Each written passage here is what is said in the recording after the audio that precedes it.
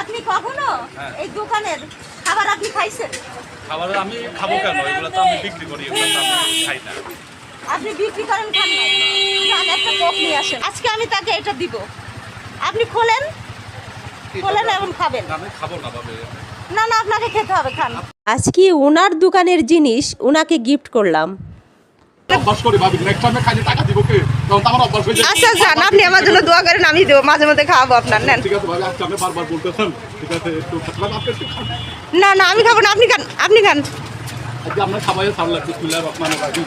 আচ্ছা, thank you.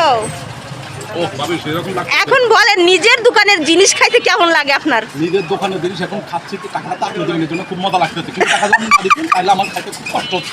আরে দেখছেন, দেখছেন আপু কি সুন্দর একটা মিষ্টি হাসি দিচ্ছে আপনার কথা শুনে। ধন্যবাদ। নিজের দোকানের জিনিস খাইতে আসলে কষ্ট লাগে, কষ্ট কষ্টের লাগে, পয়সা। কিন্তু কিন্তু পরে যদি খাবার অন্য খাবার তাহলে খাইতে মজা লাগে। তাহলে অন্য যদি কেউ দেয় তাহলে খুব ভালো।